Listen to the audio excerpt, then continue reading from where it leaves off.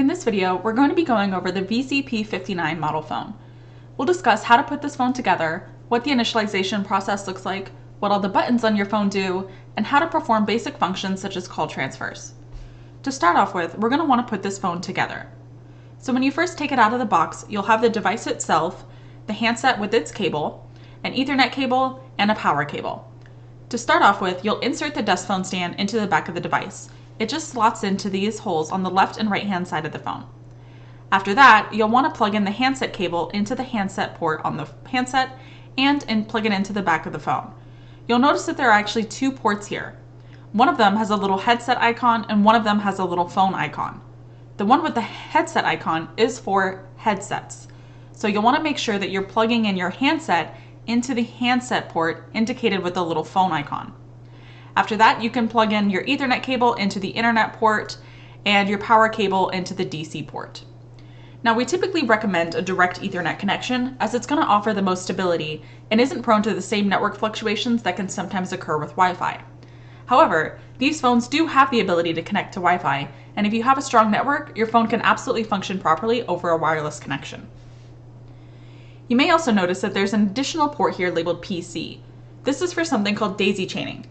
Daisy chaining is essentially the process of using your phone as a switch to supply internet to both your computer and your phone using the same internet connection.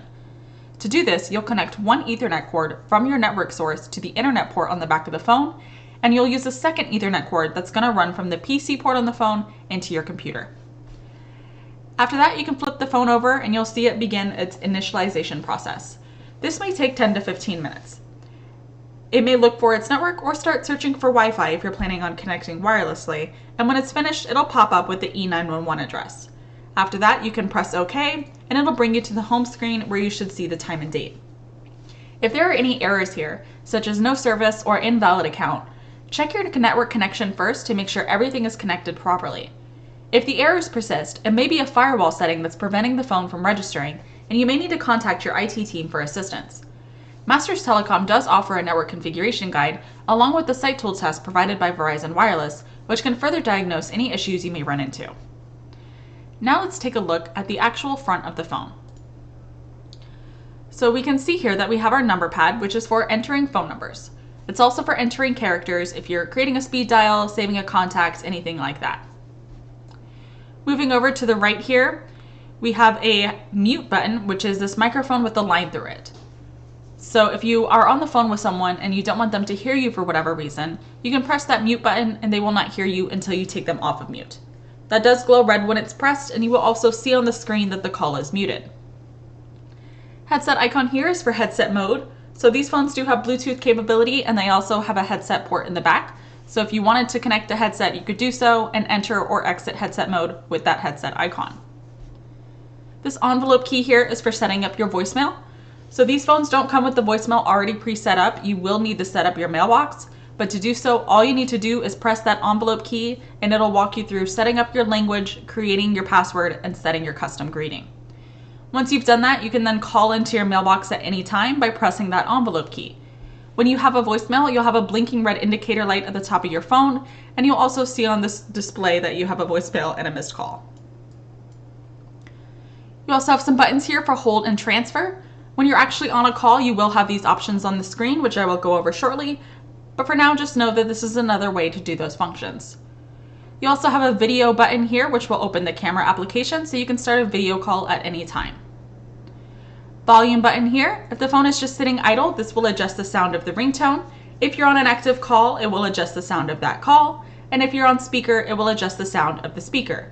And your speakerphone is this little megaphone on the bottom right. You also have these two arrows kind of overlapping each other. This is your redial or call history key. You also have call history from your phone's home screen. You have history here and on the bottom left. From your phone's call history, you can press this little information icon and you can choose to add this number to your contacts or blacklist them, which will block the number. Any contacts that you add will be found in your directory. So you'll have a local directory, a remote directory, and a blacklist. Your local directory is any contacts that you have manually added, and your remote directory is pushed out through the OneTalk portal. These are things like your company directory and any virtual extensions you have created. And then of course your blacklist is any numbers that you have blocked. D&D is do not disturb, so that will send all your calls to voicemail. You will see this little red icon here showing that the phone is on D&D, and to turn this on or off, you can just press that D&D button. In the menu is where you'll see your phone status, as well as settings like time and date, display, sound, and Bluetooth and Wi-Fi. If you're connecting to Wi-Fi, you'll want to make sure that it is turned on, and then you can choose one of the networks from the list to connect. Advanced settings is password protected, but typically you would only need to go in here to factory reset your device. To factory reset your device, you'll just enter the password, and then you'll see reset config. From here, you can just choose reset to factory settings.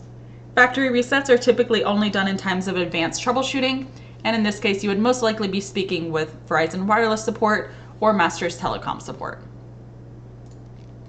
Going back to the home screen here, on the right-hand side, you'll have your phone number listed 3 times. These are your phone's 3 individual lines. So you can be on 3 active calls at one time, and you can bounce between them with these 3 buttons. So when you're on one call, you'll have a green indicator light showing that this line is active. And then if another call were to come in, you would see it flash across your second line and also give you options to accept, silence, or reject that call. You also have some empty spaces here and these expandable icons. These expandable arrows will bring up additional of those empty spaces. You can use those for speed dials, for instance, or intercom buttons. To do that, you just press this little plus sign and you can choose to change the line type to like a speed dial. Features is where you'll find things like call forwarding, and this is also where you can enable or disable the intercom function. If you wanted to forward your phone somewhere else, you would go into call forward and turn on the always call forward. Now, when you're actually on a call, you'll see that when you go to start a phone call, after you enter the phone number, you'll be prompted to choose between audio and video. So video will automatically start a video call, whereas audio will transition you to a standard phone call. So after you press audio and you're on that call, you'll see that you have some additional options here. So you have start sharing, which will allow you to transition to video, hold, park, transfer, and conference. We'll start with the conference call. So if you want to do a conference, you just press conference, choose audio after you've entered the phone number, and then press conference again. You can have up to 6 people in one conference call, including yourself. So if you wanted to bring more people in, you would just do those same steps. Press conference, enter the phone number, choose audio, and then conference again. Next up, we're going to talk about hold and parking. So if you wanted to place a call on hold, you would just press that hold key, but keep in mind that that is only going to place the call on hold on your phone. If this call needs to be placed on hold on someone else's line, or it needs to be able to be retrieved from another device, you'll want to use the park function. So to place a call on park, you just press park, and then the phone will actually tell you exactly what to do. So you'll hear instructions that tell you to enter the phone number where you want to park that call, followed by the pound sign. You can also park it against your own line just by pressing pound. That person will then receive an audible and visual notification that a call is parked on their line so that they can retrieve it. If this call needs to be remotely retrieved, you can do so from any device just by dialing **88, followed by the extension the call is parked at and the pound sign. Now, one of the key differences between transferring and parking is that if you transfer a call to someone and they don't answer, it's going to go to their voicemail.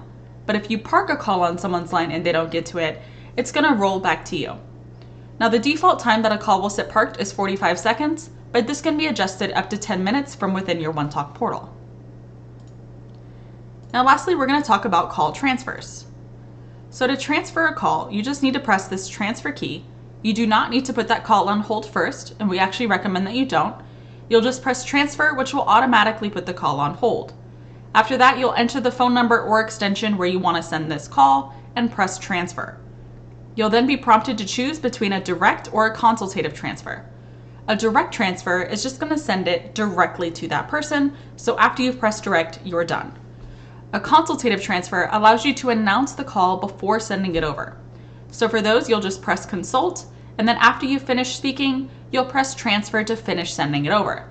If that person says they can't take that call for whatever reason, you can just hit end call and it'll bring you back to that person waiting on hold in the background. Thank you for watching this tutorial video. If you have any other questions about the functionality of your device, please contact your Masters Telecom representative for additional assistance.